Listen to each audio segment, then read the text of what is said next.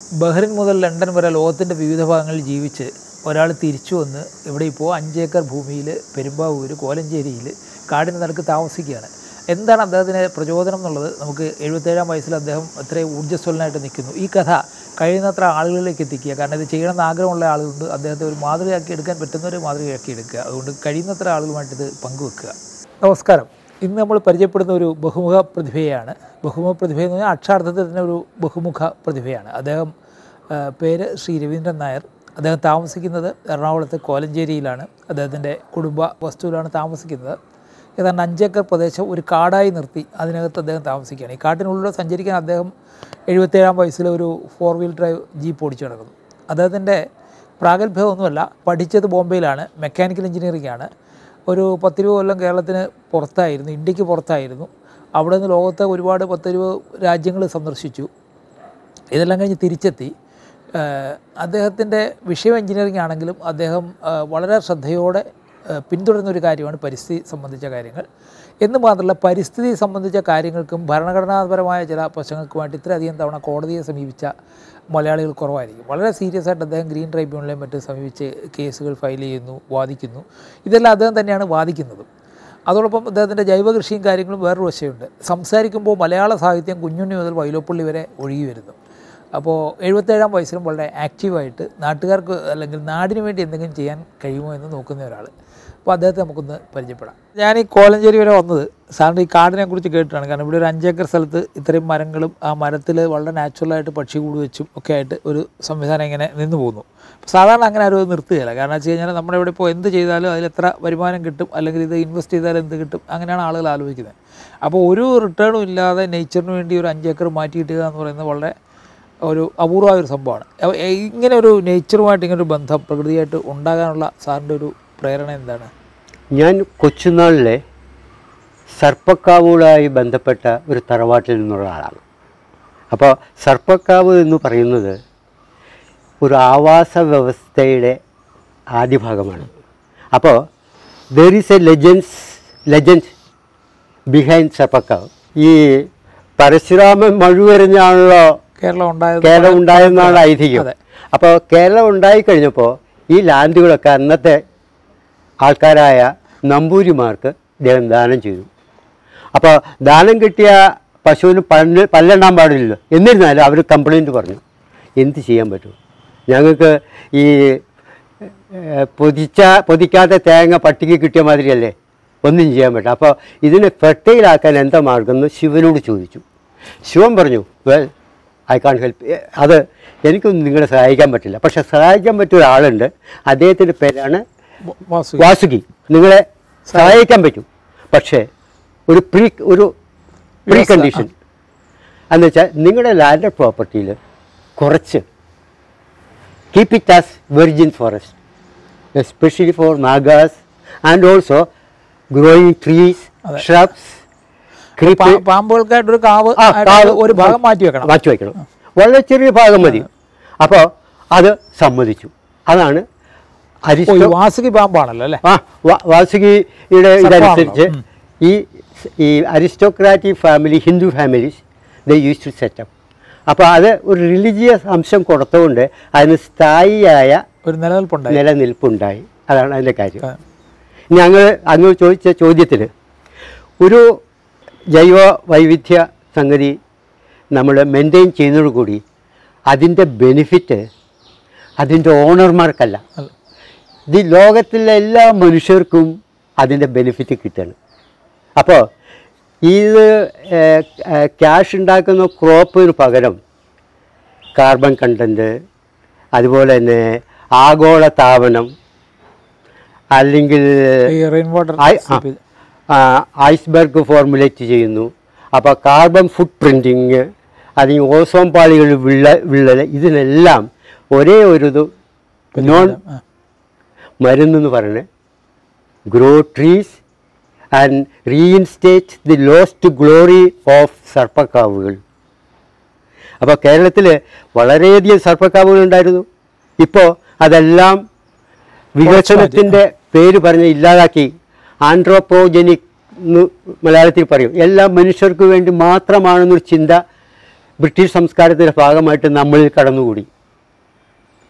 വേറെ ജീവികളൊന്നും പ്രധാനമല്ല, നമ്മളാണ് അപ്പർ ക്രസ്റ്റിലുള്ള ആൾക്കാർ. നമുക്ക് വേണ്ടി ഈ ഉലകം സൃഷ്ടിച്ചു എന്നൊരു തോന്നൽ പല ആൾക്കാർക്കും ഉണ്ടായി. അത് വെറും മിഥ്യാബോധമാണ്. അതാണ് ഞാൻ ഇപ്പോൾ സാറുമായിട്ട് ഇവിടെ ഒന്ന് സംസാരിച്ച് കഴിഞ്ഞപ്പോൾ എനിക്ക് പെട്ടെന്ന്, സാറ് ലോകത്ത് മൊത്തം എത്ര രാജ്യത്ത് പോയിട്ടുണ്ട്, അല്ലെങ്കിൽ എത്ര സ്ഥലത്ത് പോകാനുണ്ട്? ഞാനൊരു 10-20 രാജ്യങ്ങളിൽ പോയിട്ടുണ്ട്. അപ്പോൾ അവിടെയെല്ലാം പോയിട്ടും സാറിൻ്റെ ഈ ഒരു കാഴ്ചപ്പാടിന് വ്യത്യാസമൊന്നും ഉണ്ടായില്ല? കാഴ്ചപ്പാടിൽ വ്യത്യാസം മാത്രമല്ല, കാഴ്ചപ്പാടിൽ നമ്മൾ ചെയ്തത് വളരെ കുറച്ചാണെന്ന് പറയും. ഞാൻ in England sacred groves are not named after surpass legendary figures such as Robin Hood. ഓ അത് ശരി. അപ്പോൾ Robin hood there in England, there in Birmingham, there is a thick forest known as Robin Hood forest. Oh So അപ്പോൾ അവിടുത്തെ ഒരു ഹീറോയുടെ പേരിൽ അവിടെ ഒരു forest, Robin hood, നമ്മുടെ മുകളി എന്നുള്ള ഒരു സിനിമ കണ്ടിട്ടില്ലേ, ഈ വള്ളിക്കുടിലുകളിൽ വള്ളിയിൽ ചാടുന്ന ഓടുന്ന. അപ്പോൾ എല്ലാ രാജ്യങ്ങളും അതിൻ്റേതായ പ്രാധാന്യം മനസ്സിലാക്കി. നമ്മൾ മനസ്സിലാക്കിയിരുന്നത് അത് പാടെ മറഞ്ഞുകൊണ്ടിരിക്കുകയാണ്. ഈ സർപ്പക്കാവുകളെ മാറ്റിയിരുത്താമെന്നുള്ളൊരു കൺസെപ്റ്റ് ജനങ്ങളിൽ കടന്നുകൂടി. അന്ന് തന്നെ അവർ ആ വൃക്ഷങ്ങൾ വെട്ടിയെടുക്കുന്നു. A biodiversity spot cannot be relocated. It cannot be lost this one. അത് വീണ്ടും അത് നമുക്ക് ഉണ്ടാക്കാൻ പറ്റില്ല. അപ്പോൾ ഈ സ്ഥലത്തിൻ്റെ ഗുണഗണങ്ങൾ ഞങ്ങളുടെ നാട്ടിലുള്ള എല്ലാവർക്കും വേണ്ടിയാണത്. ഞാൻ അതിൻ്റെ കസ്റ്റോഡിയൻ എന്നായൊന്നു മാത്രം. ഇത് സാർ വാങ്ങിച്ച സ്ഥലമാണോ അതോ കുടുംബം? അല്ല, കുടുംബം. എത്ര 70 വർഷമായിട്ട് സാറിൻ്റെ? എൻ്റെ കയ്യിൽ 40 കൊല്ലമായി. 40 കൊല്ലമായിട്ട് വന്നത്. 40 കൊല്ലമായിട്ട് അതിൽ ഒരു മാറ്റവും വരുന്നില്ല, ഇങ്ങനെ തന്നെ നിൽക്കുകയാണ്. അപ്പോൾ ഇവിടെ വന്നപ്പോൾ ഇവിടെ ഒന്നുണ്ട് ഈ കാലം കോഴി എന്ന് പറയുന്ന സാധനം ഇപ്പം എങ്ങും കാണാനില്ല. അപ്പോൾ അതിനിരിക്കാനായിട്ട് തന്നെ ഒരു മരം നിർത്തിയിരിക്കുന്നു. അതെ. അതുപോലെ തന്നെ ഈ കഴുകൻ്റെ കൂട്. അപ്പോൾ ഇതെല്ലാം ഈ 5 ഏക്കറിനകത്ത് ഉണ്ട്. അതുകൊണ്ട് ഇതിൻ്റെ നടുക്ക് സാറ് അതിൻ്റെ ഒപ്പം തന്നെ ഞാൻ പക്ഷികളെ കൂട്ടിലിട്ട് വളരുന്നത്. അവിടെ ഒരു കൂട്ടിൽ തന്നെ കയറി വരും. അവിടെ കൂടുണ്ട്, അത് തന്നെ കയറി വരും. പക്ഷികളെ കേജിലിട്ട് സ്വർണ്ണപഞ്ചരത്തിലിട്ടാലും അതിന് സ്വാതന്ത്ര്യം വേണമല്ലോ. ആ സ്വാതന്ത്ര്യത്തിന് ഹനിക്കാതെ അവരെ നമുക്ക് അട്രാക്റ്റ് ചെയ്യാം. ഇപ്പോൾ ലോകത്തിലേക്ക് ഏറ്റവും melodious sound is being produced by robin. കുരുവി റോബിൻ കുടുംബമുള്ള. അപ്പോൾ സാലിം അലിയുടെ ഒരു ഇതുണ്ട്, ഫാൾ ഓഫ് എ സ്പാരോ. അതിൽ നിന്നുള്ള പ്രചോദനം ഉൾക്കൊണ്ടാണ് അദ്ദേഹം പക്ഷി. അപ്പോൾ it was a red cheeked bulbul. ആ ബുൾബുളിൻ്റെ ഒച്ച so melodious. So legend is that it has been blessed by lord Buddha. അപ്പം നമ്മുടെ നാട്ടിലും എല്ലാവർക്കും പക്ഷികളെ അട്രാക്റ്റ് ചെയ്യാനുള്ള പല കാര്യങ്ങളുണ്ട്. അതിൻ്റെ ഭാഗമായിട്ടാണ് എൻ്റെ നാലുകെട്ടിൽ ഞാൻ ഒരു കിളിവാതിൽ തന്നെ വെച്ചത്. അല്ല, ഞാനിവിടെ വന്നിട്ട് സാറുമായിട്ട് ഇപ്പോൾ കുറേ വിഷയം സംസാരിച്ചു ഇന്നലെ ഇന്നുമായിട്ട്. അപ്പോൾ അതിൽ ഒരു പ്രത്യേകിച്ച് നമ്മൾ രണ്ടുപേരും ഒരേ താല്പര്യമുള്ളതാണ്. നമ്മൾ രണ്ടുപേരും കേരള ഹൈക്കോടതിയിൽ ഓരോ കോവാറൻറ്റോ ഫയൽ ചെയ്തിട്ടുള്ളവരാണ് രണ്ട് കാലത്ത്. അതൊന്ന് കാരണം കോവാറൻറ്റോ അപൂർവമായ ഹർജി ആയതുകൊണ്ട് നമ്മൾ. But another salient feature, you have filed a co-warrant, but you didn't bother to argue it by yourself. No, you are arguing yourself. I used to argue it myself because I can submit this one with facts and figures. Of course, with feeling. An advocate will not have feeling because he is doing it for others. So I can precisely argue matters with precision. അതിലൊരു ഇതുകൊണ്ട് ഞാൻ ആ സമയത്ത് ഹൈക്കോടതി അഭിഭാഷകനാണ്. അപ്പോൾ എൻ്റെ സീനിയറാണ് വാദിച്ചത്. അദ്ദേഹത്തിനോട് എനിക്ക് കാരണം വെച്ചാൽ അദ്ദേഹം വളരെ ഒരു പ്രഗത്ഭനായ മനുഷ്യൻ, കാർത്തികേയ പണിക്കർ. അദ്ദേഹം തന്നെയാണ് അത് വാദിച്ചത്. അപ്പോൾ ഞാൻ അദ്ദേഹത്തിന് അസിസ്റ്റൻ്റായിട്ട് നിൽക്കുകയായിരുന്നു.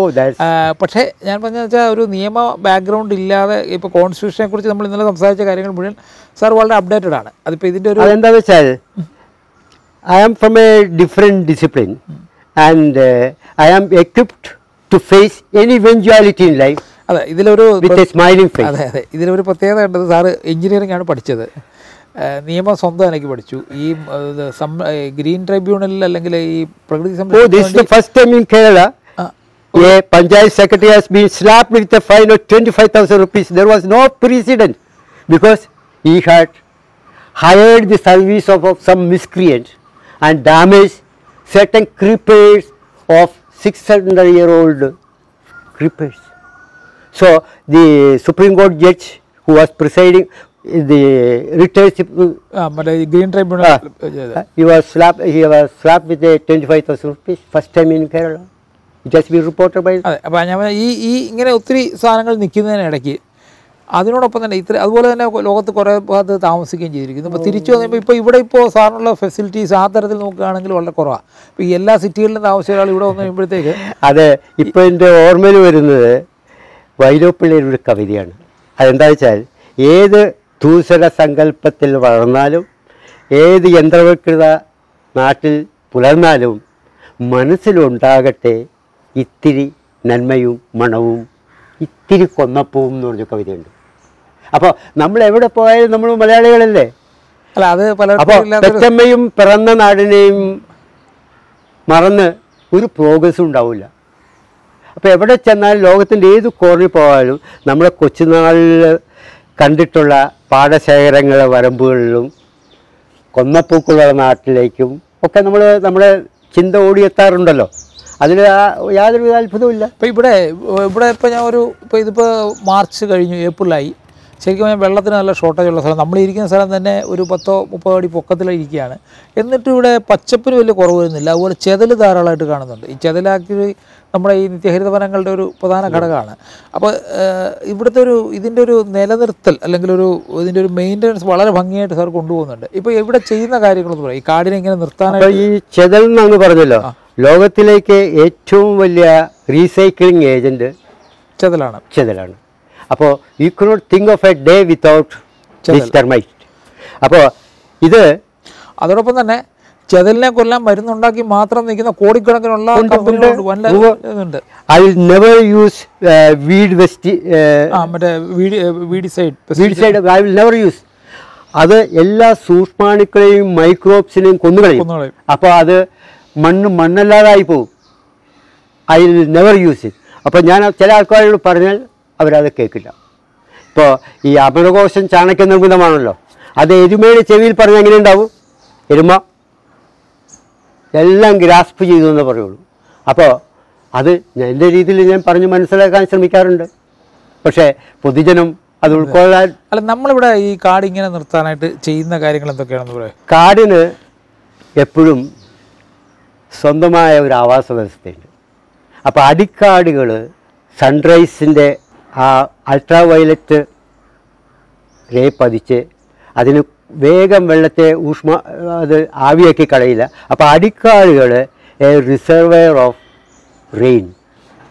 അപ്പോൾ അതുണ്ടെങ്കിൽ സ്ലോലി എൻ്റെ കുളങ്ങളിലേക്കൊക്കെ വെള്ളം ഞാലിച്ചിറങ്ങിക്കോളും. പിന്നെ ഈ നടുമുറ്റത്തും മുറ്റത്തും എല്ലാം ഉണ്ടാകുന്ന വെള്ളം ഒരു തുള്ളി പോലും കളയാതെ ഞാനത് വാട്ടർ ഹാർവെസ്റ്റിംഗ് പ്രിൻസിപ്പിൾ അനുസരിച്ച്. അപ്പം നമ്മുടെ പൂർവികർ ഈ വാട്ടർ ഹാർവെസ്റ്റിങ്ങിൻ്റെ കഥയൊന്നും അവർക്കറിയില്ല. എന്നിരുന്നാലും ഉള്ള സമയത്തുള്ള വെള്ളം അവർ കുളങ്ങളിൽ കൂടിയും ചെറിയ ചെറിയ സ്ഥലങ്ങളിൽ കൂടിയൊക്കെ അവർ ആക്കാറുണ്ട്, സേവ് ചെയ്യാറുണ്ട്. അപ്പോൾ അതാണ് ഇവിടുത്തെ ഒരു പ്രധാന സംഗതി. അതെ. പിന്നെ നമ്മൾ ഈ പുതിയ ചെടികൾ ധാരാളം കിളുത്തു വരുന്നൊക്കെ ഉണ്ടല്ലോ, അത് അതുപോലെ പക്ഷികളുടെ ഒരു ആധിക്യം എന്ന് വേണേൽ പറയാം. എനിക്കൊന്ന് ഇവിടെ വേറെ ഈ എല്ലാം റബ്ബർ തോട്ടം ആയതുകൊണ്ടായിരിക്കാം, ഇത്രയും ഭക്ഷ്യസാധനങ്ങളൊക്കെ കിട്ടുന്നതുകൊണ്ടായിരിക്കും ഒരുപാട് പക്ഷികൾ ഇവിടെ. പല വാഴയാണെങ്കിലും സപ്പോർട്ടയാണെങ്കിലും ഞാനത് മുഴുവൻ ഉപയോഗിക്കാറില്ല. ഒരു പങ്കിടുക എന്നുള്ള ഒരു പ്രിൻസിപ്പിളുണ്ട്. ഇപ്പോൾ നമ്മൾ നേച്ചറിനെ വാച്ച് ചെയ്യാൻ ഒരു കപ്പളങ്ങ പഴുത്തു കഴിഞ്ഞാൽ ആദ്യം 2-3 കിളികളൊന്ന് കുത്തും, പിന്നെ കുറേ വരെ അതെടുത്ത് താഴെ കളയും, പിന്നെ അവസാനം കുറച്ചിങ്ങനെ വാവട്ടം കൂട്ടി അതിനകത്ത് കയറി ചില കിളികളിൽ നിന്നും അവസാനം കൃമികീടാദികൾക്ക് വേണ്ടി അത് താഴേക്ക് ഓട്ടോമാറ്റിക്കായി വിട്ടുകൊടുക്കും. ഇതെല്ലാം ഒരു ഷെയറിങ് പ്രിൻസിപ്പിളാണ്. അപ്പോൾ ഈ വിഭവങ്ങളെല്ലാം അവനവനു വേണ്ടി മാത്രമുള്ളതല്ല, ഇത് എല്ലാവരുമായിട്ട് പങ്കിടാൻ വേണ്ടിയുള്ളതല്ലേ. അപ്പോൾ അതിൻ്റെ ഒരു പ്രിൻസിപ്പിളാണ്. ചിലപ്പോൾ പഴങ്ങളൊക്കെ കൂടുതലുള്ളപ്പോൾ പക്ഷികൾക്ക് വേണ്ടി ഞാൻ ആ കൊല അവിടെ നിർത്തും. അപ്പോൾ ആൾക്കാർ പറയും ഈ സാറ് എവിടെയോ പോയിരിക്കുകയാണ്, കണ്ടു കാണില്ല. അവർ ആ കൊല വെട്ടി എൻ്റെ മുറ്റത്തുകൊണ്ട്. അപ്പോൾ ഞാൻ അവരോട് പറയൂ ഞാൻ കണ്ടു, ഇതിനുവേണ്ടി വെച്ചതാ. അപ്പോൾ ഞാൻ കണ്ടില്ല കേട്ടോ, സന്തോഷം, നന്നായി എന്ന് ഞാൻ പറയൂ. അവർക്ക് ഉത്തേജനമായിക്കോട്ടെ. കാരണം അവരുടെ എഫേർട്ടിന് ഞാൻ കളയാൻ ഉദ്ദേശിക്കുന്നില്ല. സംസാരം ഒരു കലയാക്കി മാറ്റണമെങ്കിൽ ചിലപ്പോൾ നിർദോഷമായ ചില ഫലിതങ്ങളൊക്കെ പറയണമല്ലോ. അപ്പോൾ പക്ഷികൾക്ക് വേണ്ടി വച്ചത് അവരുടെ ആ അറിവിൽ അത് പക്ഷികൾക്കൊന്നുമില്ല, അതിൻ്റെ ഉടമസ്ഥന് വേണ്ടിയാണ്. സാറ് പഠിച്ച വിഷയം മെക്കാനിക്കൽ എഞ്ചിനീയറിംഗ്. അതെവിടെയായിരുന്നു? That is in Bombay. ബോംബെയിലാണ് പഠിച്ചത് അല്ലേ? അല്ല, ഞാൻ ഇപ്പോൾ നമ്മളിവിടെ വന്നപ്പോൾ ഞാൻ എഞ്ചിനീയറിംഗ് കുറേ വിഷയങ്ങൾ നമ്മൾ സംസാരിച്ചു. Theory of machine, hitch engine 1, hitch engine 2. അല്ല, അതിൽ എനിക്ക് തമാശ തോന്നിയൊരു കാര്യം, എനിക്ക് 60 വർഷമായിട്ട് അറിയാൻ പറ്റാത്തൊരു കാര്യം. ഞാൻ ആക്ച്വലി ഒരു പത്രപ്രവർത്തന ബാക്ക്ഗ്രൗണ്ടിലാണ്. ഞാൻ അറിയേണ്ട ഒരു വാക്കാണ്, എനിക്കറിയില്ലായിരുന്നു. ഈ എഞ്ചിനീയർ എന്നുള്ള വാക്ക് എഞ്ചിനിൽ നിന്നല്ല വന്നത്, ഇൻജീനിയേഴ്സ് എന്നുള്ളതിൽ നിന്നാണ് വന്നതെന്നുള്ളൊരു സാധനം ആദ്യമായിട്ടാണ് ഞാൻ കേൾക്കുന്നത്. അപ്പോൾ എനിക്ക് എഞ്ചിനീയർമാർക്ക് തന്നെ എത്ര പേർക്ക് അറിയാമെന്ന് അറിയില്ല. അത് എഞ്ചിനിൽ നിന്ന് വന്നെന്ന ആൾക്കാരുടെ സാറിന്. അപ്പോൾ IT എഞ്ചിനീയറോ കമ്പ്യൂട്ടർ എഞ്ചിനീയറോ ഒന്നും എഞ്ചിനല്ല. അപ്പോൾ a person who can creatively think. Civil engineer is also not an engineer in that sense അല്ലേ? എഞ്ചിനുമായിട്ട് കണക്ഷൻ ഇല്ല, but he is an engineer, IT field. So a person possessing ingenuity can be called as an engineer, who can conceive things, who can very well fancy what would be the final product look like. ഇനി ഒരു കാര്യം കൂടെ, നമുക്ക് സമയത്തിൻ്റെ ഇതുകൊണ്ട്, സാറിപ്പോൾ ഇവിടെ ഈ മരം നിർത്താൻ ഈ സ്ഥലത്തിൽ ഭയങ്കരമായിട്ട് ഇൻവെസ്റ്റ് ചെയ്തിരിക്കുന്നു, ഇവിടെ ഒരുപാട് കാര്യങ്ങൾ ചെയ്യുന്നു, ഇതിൽ നിന്ന് ഒരു വരുമാനം വേണ്ടെന്ന് വെച്ച് ജീവിക്കുന്നു, ഇവിടുത്തെ ഉള്ള അസൗകര്യങ്ങളെല്ലാം ഇതെല്ലാം സഹിക്കുന്നു.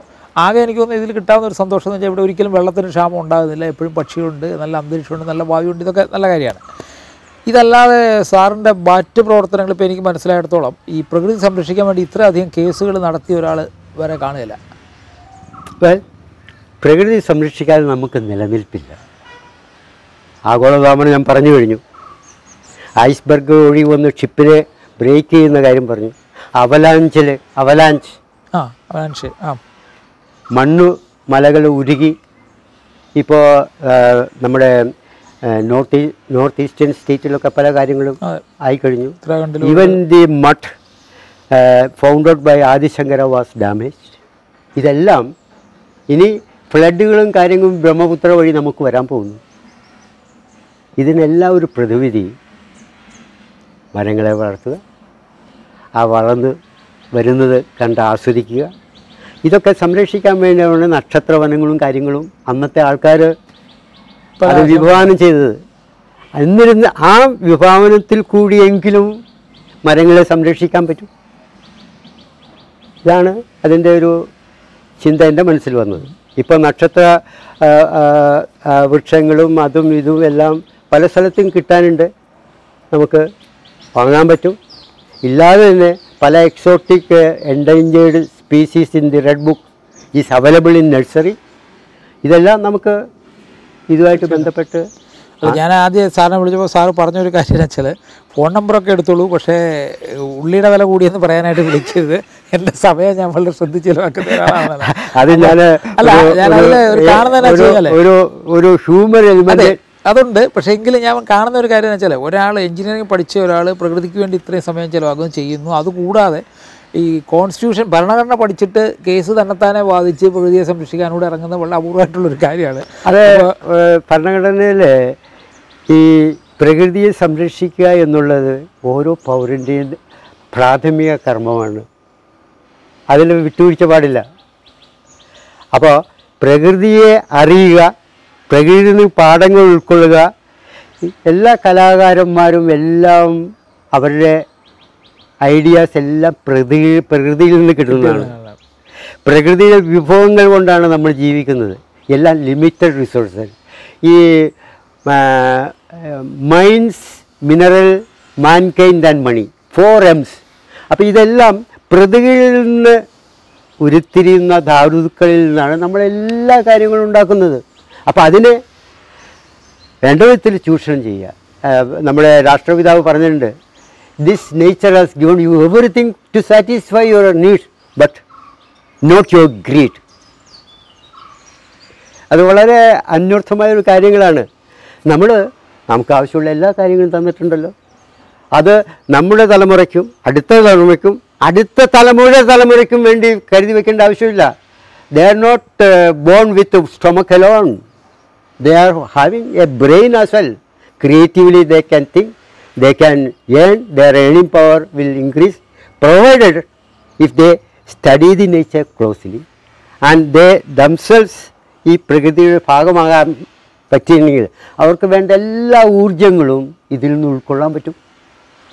സാറിപ്പോൾ ഈ 77 വയസ്സല്ലേ, 77-ാം വയസ്സിൽ ഇത്ര ആക്റ്റീവായിട്ട് പ്രകൃതിക്ക് വേണ്ടി നിൽക്കുന്നതിൽ സന്തോഷമുണ്ട്. സാർ ഇനി കുറേ കാലം കൂടെ അങ്ങനെ തന്നെ നിൽക്കട്ടെ എന്നുള്ളൊരു ഇതുണ്ട്. ഞാൻ സാറിനെ ആളുകൾക്ക് പരിചയപ്പെടുത്താൻ കാരണം എന്ന് വെച്ച് കഴിഞ്ഞാൽ ഈ സാറിനെ പോലെയുള്ള ആളുകൾ കൂടുതൽ വന്നെങ്കിൽ മാത്രമേ നമുക്ക് എന്തെങ്കിലും ഒരു മാറ്റം പ്രതീക്ഷിക്കാൻ. ഇപ്പോൾ ഒരാൾക്കോ രണ്ടു പേർക്കോ പരിഹരിക്കാവുന്നൊരു വിഷയമല്ല.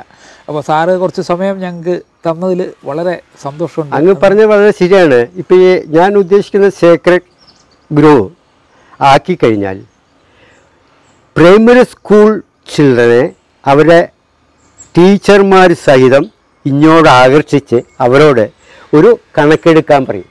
ഇതിൽ നിങ്ങൾ എന്തെല്ലാം കണ്ടു കഴിഞ്ഞു, ഇതിൻ്റെ പേരെന്താണ്, ഇതിൻ്റെ ഫങ്ഷൻ എന്താണ്, എന്തുകൊണ്ട് ഈ ജീവി ഇവിടെ വളരുന്നു, ഈ ജീവിക്ക് വേറൊരു ആവാസ വ്യവസ്ഥ എനിക്ക് പോകാൻ പാടില്ലായിരുന്നോ. ഇപ്പോൾ ഒരു സയൻറ്റിസ്റ്റ് ഞാൻ വാദിക്കുന്ന ഒരു കേസിൽ എക്സ്പേർട്ട് കമ്മീഷനായിട്ട് വെച്ചു. അദ്ദേഹം വളരെ പ്രോമിനൻ്റായ ഒരു സയൻറ്റിസ്റ്റാണ്. അദ്ദേഹം കുറുക്കൻ്റെ ഡ്രോപ്പിങ്സ് ഒരു സ്ഥലത്ത് നിന്ന് കാണുകയുണ്ടായി. അപ്പോൾ അതിൽ നിന്ന് പ്രീഡേറ്റർ പ്രേ, ഇരയും ഇരയെ പിടിക്കുന്നവരും തമ്മിൽ ഒരു ഒരു ഒരു സംഗമത്തിൻ്റെ ഒരു കഥ അതിൽ ഞങ്ങൾക്ക് നെയ്തെടുക്കാൻ പറ്റി. അപ്പോൾ പ്രകൃതിയുടെ ഒരു സന്തുലനാവസ്ഥ, അതിലെ ഇരയുണ്ടാവും, വേട്ടക്കാരനുണ്ടാവും. ഇവരെല്ലാം ഒരു ആവാസ വ്യവസ്ഥയുടെ ഭാഗമായിട്ട് ഒരു പ്രത്യേക നിയമത്തിൻ്റെ അടിസ്ഥാനത്തിലാണ് നിൽക്കുന്നത്. ഒരു വേട്ടക്കാരനായ ഒരു ജീവിയും അവനാവശ്യമില്ലാത്ത ഫ്രിഡ്ജ് ഉപയോഗിക്കുന്ന നാളത്തേക്ക് അണ്ണാൻ കരുതി വെക്കുന്നുണ്ടാവുമായിരിക്കും, കൂടുതൽ കരുതി വെക്കുന്നില്ല. അണ്ണാൻ്റെ കാര്യത്തിൽ പോലും അവൻ കരുതി വെക്കുന്ന അവന് കിട്ടുന്നില്ല, അവൻ മറന്നു പോകും. അത് പിന്നെ നമുക്ക് വിത്തായിട്ട് കിളുത്ത് ഓർക്കുന്നില്ല.